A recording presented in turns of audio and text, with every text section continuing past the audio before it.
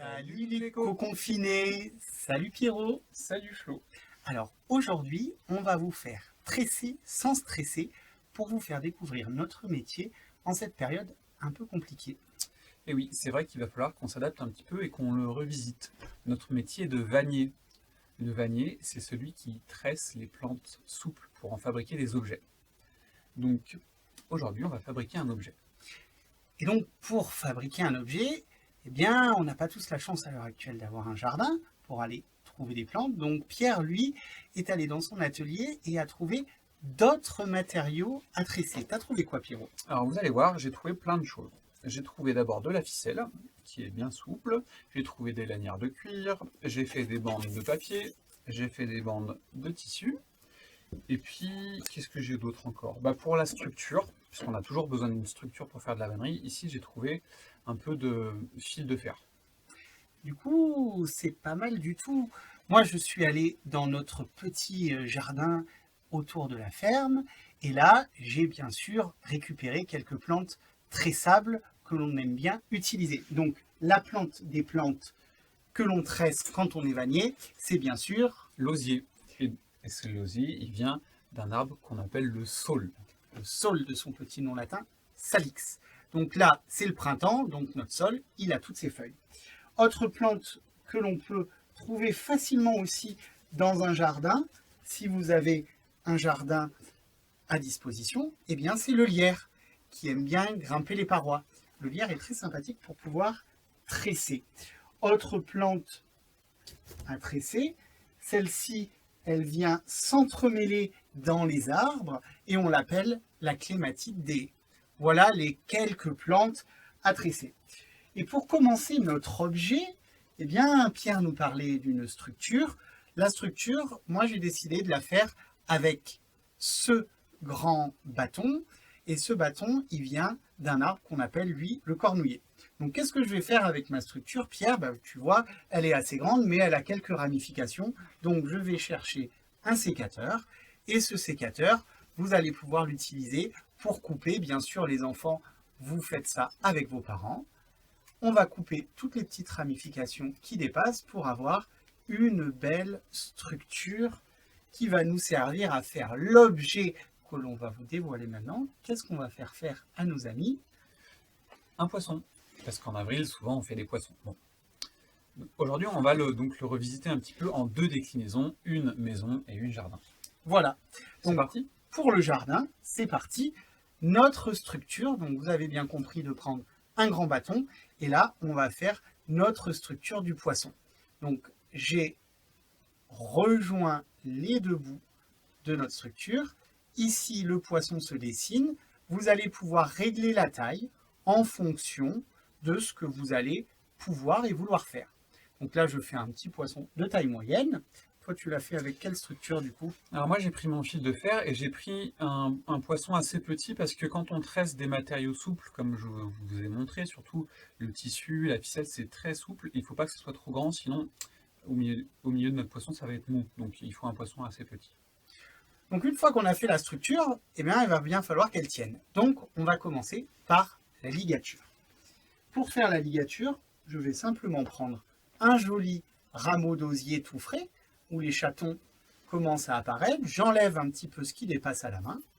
Et là, voici mon brin d'osier, plus petit, plus fin bien sûr que ma structure, qui va me servir à venir faire ma ligature.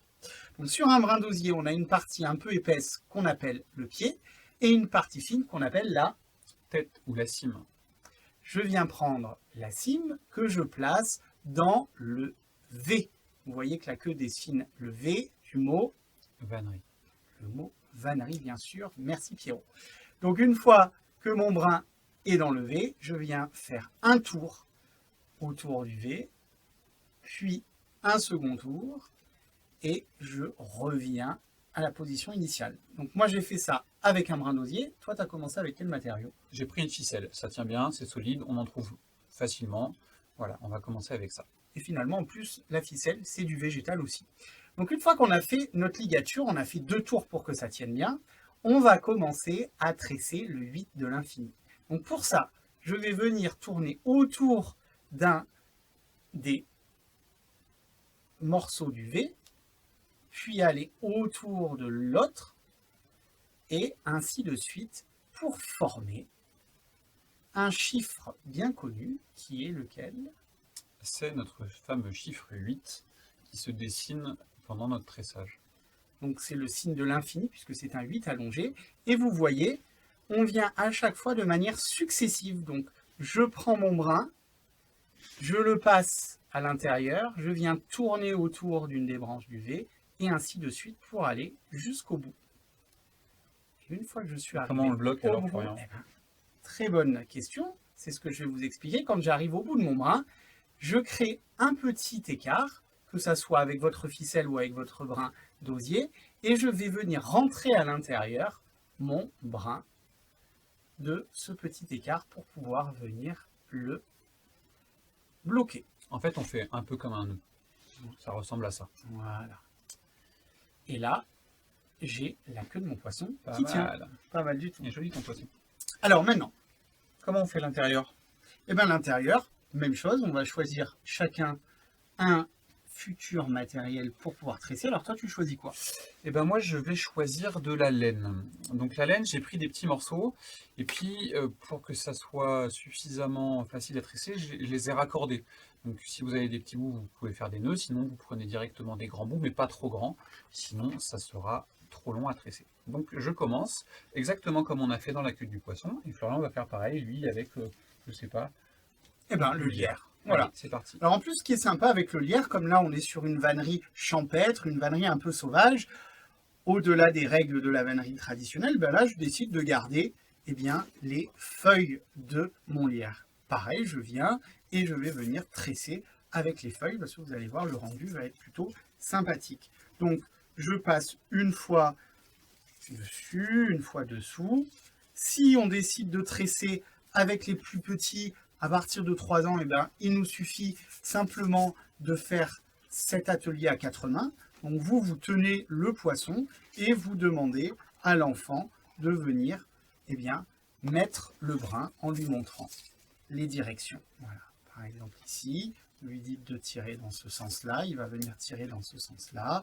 Vous lui dites de venir remettre à l'intérieur, il va venir remettre à l'intérieur, d'aller dans ce sens-là, et ainsi de suite. Et vous, vous accompagnez la motricité de l'enfant en tirant sur la branche que vous tressez, ou le morceau de ficelle ou de laine. Et voilà, notre joli tressage. Je vois que tu as changé, tu as fini avec la laine, et toi tu veux passer avec quoi du coup? Et ouais, il n'y a pas que toi qui a des feuilles. Moi aussi, j'ai pris des feuilles de papier et je les ai découpées en bandelettes que j'ai tressées. Et puis, en fait, on voit que pour pas qu'elles soient trop courtes, je les ai collées. Un petit peu comme j'aurais fait un nœud avec la ficelle, je les ai collées. Et ici, on voit ça va déjà un peu plus vite. Et je vais pouvoir m'arrêter par là pour ma bandelette de papier. Puis je vais passer à autre chose, peut-être du tissu, je sais. On aurait pu même les colorier pour leur donner. Ouais, on aurait pu les colorier, mais on peut toujours le faire d'ailleurs. Alors ben moi j'ai tressé mon lierre, vous voyez c'est très joli avec les feuilles. Maintenant ben, je vais changer de matière. De la même manière j'ai travaillé avec du cornouiller pour faire la structure de mon poisson. Ben là je vais prendre une branchette de ce cornouiller. S'il y a des petits rameaux qui dépassent, toujours avec le sécateur, je viens les couper. Et je vais continuer de tresser autour de mon poisson en faisant ce qu'on appelle la reprise. Alors la reprise, c'est-à-dire j'ai fini avec mon lierre ici et j'aimerais bien qu'il soit plus grand pour continuer. Donc je viens faire simplement une reprise, vous voyez, en croix, et je viens continuer à tresser. Alors si votre branche que vous avez trouvée dans le jardin se casse, c'est pas grave, hein. Il suffit de changer de branche ou de s'adapter à la situation. En règle générale, pour pas que ça casse, l'intérêt c'est de bien accompagner eh bien, ce que l'on est en train de tresser. Donc voilà, là j'ai mis mon cornouiller. Je vais rajouter une petite branche de saule. Alors comme nous on est vanniers et que Pierre a tressé de très jolis paniers ces derniers jours, il nous reste nous des branches de saule et d'osier qu'on a trempées, hein, puisque le vannier en règle générale il fait tremper son osier. Et donc là, cette branche d'osier trempé, moi je vais pouvoir la tresser. Alors toi, t'en es où? Moi j'ai bientôt fini parce que j'avais un petit poisson, puis mes bandes de papier et de tissu m'ont permis d'avancer un peu plus rapidement. Et toi, alors comment est-ce que tu comptes finir ton poisson? Ben, Parce qu'il est quand même immense. oui, il est assez immense. Et donc, j'avais fait un petit peu exprès parce que j'avais envie de lui mettre un œil. Hmm. Donc là, j'arrive à la fin de mon bras. Je fais comme j'ai fait avec la queue tout à l'heure, c'est-à-dire je vais venir coincer dans l'espace ici le brin qui me reste pour finaliser. Donc différent de la reprise que j'ai faite tout à l'heure. Et là, je vais venir mettre un œil. Alors pour mettre un œil, qu'est-ce que je vais prendre? Là, je reprends un joli brin, relativement fin toujours, et je vais faire comme si je voulais lui faire un nœud, comme avec ta ficelle par exemple. Et en faisant le nœud, eh bien, je viens tirer et obtenir une forme ronde qui est la forme de mon poisson. Regarde. De l'œil. Ah oui, la Ah oui. forme de l'œil de mon poisson. Je te remercie, mon cher Pierrot. Heureusement que tu suis. Et je vais lui donner la taille que je souhaite. Donc, vous pouvez demander à l'enfant quelle taille il souhaite pour pouvoir finaliser. Donc, moi, je veux un peu un poisson cartoon, donc je vais faire cette taille-là. Voilà. En tout cas, il n'a pas les yeux plus gros que le ventre, donc tout va bien. Donc, tout va bien, tu l'as dit.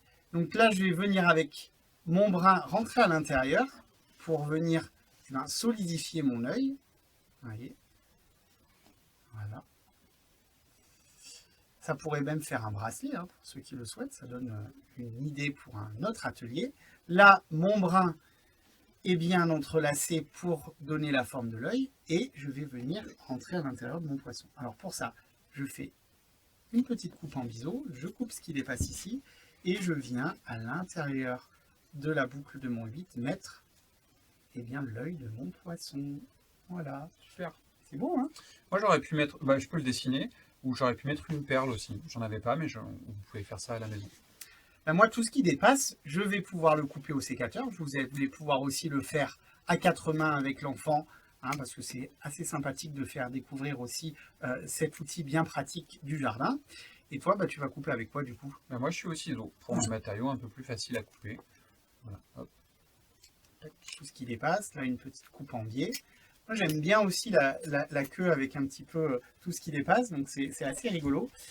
Et si tu étais sympa, je crois que tu me passerais un petit morceau de ficelle parce que je pourrais après l'accrocher à l'intérieur de l'atelier éphémère que nous avons créé ici pour vous. Et sachez que vous pouvez aussi mixer les matériaux si vous avez la chance d'avoir un atelier et un jardin par exemple. Voilà, et puis on vous donne une petite mission aussi, ça va être à vous d'aller explorer ce qui est disponible comme matière autour de vous et d'aller expérimenter un petit peu si ça fonctionne ou pas pour fabriquer votre poisson. Donc vous pourrez nous faire des retours soit en faisant une petite vidéo, une petite photo ou simplement en nous écrivant. Florian, comment est-ce que les gens peuvent nous contacter? Pour nous contacter, il suffit d'aller sur notre site internet www.oseretdupossible.fr. Et ça me donne envie aussi de vous inviter, dès que le confinement est terminé, à venir rejoindre les ateliers des différents vanniers du collectif pour tresser de jolis paniers, ou encore cet été, à notre grande fête de la vannerie, un festival de 3 jours, où des ateliers, des stages pour les grands et les enfants vont se réaliser à travers un concert, un grand marché vannier. Et tout ça, vous allez pouvoir le retrouver sur notre site internet aussi. Donc on vous souhaite une belle journée créative et à la prochaine pour des aventures très sages. Oui, tressez bien, portez-vous bien et à bientôt on espère pour tresser de nouveaux liens.